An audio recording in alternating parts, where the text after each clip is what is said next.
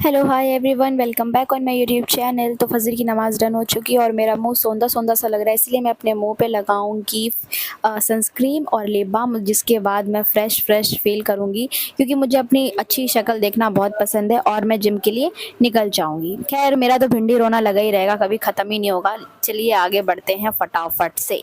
जी, तो रेडी वेडी होके मैं आ गई बाहर। यहाँ पे एक दीदी स्कूटी पर और एक भैया बाइक पे, लग रहा था आपस में लड़ पड़ेंगे। थैंक गॉड के आमने सामने चले गए।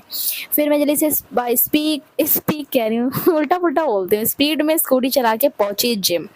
2.5 मिनट का सफ़र को मैंने 1.5 मिनट में कन्वर्ट किया और पहुंच गई मैं जिम। जिम जाते समय मैं रास्ते में यही सोचती रहती हूँ गाड़ियों को देख के कि अल्लाह जाने ये लोग इतने दूर दूर जाते क्यों हैं, और सारे लोग एक साथ क्या प्लान बना के रोड पे निकलते होंगे कि भैया फ़ोन करके एक दूसरे को कि मैं भी निकल रहा हूँ तो तुम भी निकलो।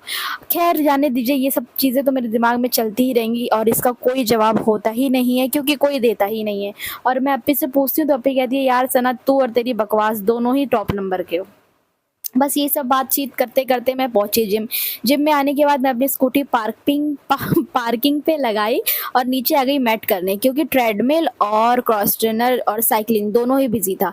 जिम से आने के बाद अप्पी ने बोला चल, इवनिंग हो गई थी, अप्पी ने बोला चल बाहर चलते हैं। देखो अप्पी ने यहाँ पे ब्लैक सूट डाला है, बहुत प्यारी लग रही थी और मैंने भी कपड़े बदले हैं। यहाँ पे एक भैया कह रहे हैं, अरे सना कितना बड़ा पाव खाओगी, अभी तो भैया हमने ऑर्डर भी नहीं किया है, आपको कैसे पता चल गया। यहाँ दूसरे वाले भैया आ गए, अकेले अकेले बड़ा पाव खा लिया। अरे भैया आपको जानते नहीं, अगर जानते तो आपको भी खिलाते ना, इतने भी निर्दयी नहीं है हम लोग। खैर जाने दीजिए, ये लोग बाग तो चार बातें बनाएंगे, अपना फोकस बड़ा पाव पे करते हैं। बड़ा पाव टेस्टी था और 40 रुपए का था। तो 40 रुपए में अब क्या क्या पूरी दुकान मिलेगी क्या खाने को? 40 रुपए में इनफ रहता है, ठीक है। मज़ा आ गया खाने के बाद। मैं आपको बताने वाली थी कि मैंने भी टी शर्ट बदली है, लेकिन मैं लेवेंडर कलर पे इतनी मेहरबान हूँ कि सारे मोस्टली टी शर्ट्स मेरे पास लेवेंडर कलर की है।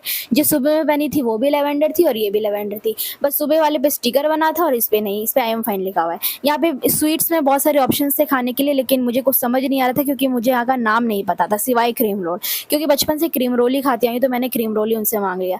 घर पे आने के बाद शाम के 5 बज रहे थे, अम्मी ने बोला चलो चाय बना दो, कोई आया हुआ है। मैंने बोला ठीक है जी बना देते हैं, और अम्मी के लिए ओट्स बनाना था। यहाँ पे पानी और गिर गया मेरे पैरों पे।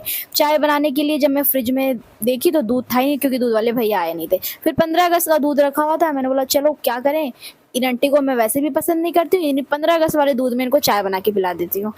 खैर दूध भी बर्बाद नहीं होगा और आंटी चाय भी पी लेंगी। दूध फटा नहीं था, बस 15 अगस्त का था और आज 25 अगस्त है, तो आप लोग समझ सकते हैं कि क्या ही आलम रहा होगा दूध का। चाय बनाते बनाते मैं ये सोची थी कि दूध फट ना जाए यार, कहीं इज्जत का भाजी पाला ना हो जाए। अल्लाह पीर करते करते चाय बन ही गई।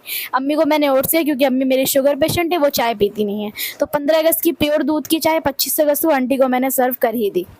आंटी चाय पीने के बाद कही थी, बिटिया आपकी तेज हो गई है, चाय अच्छी बना ली।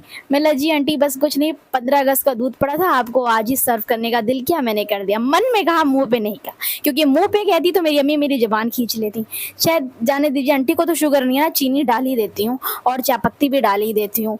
ठीक है जी, यहाँ पे चाय व आंटी पी के फारिग हो गई और मैं भी थक गई थी। मैंने अम्मी मैं थोड़ी देर सोऊंगी, मैंने बोला ठीक है सो जाओ।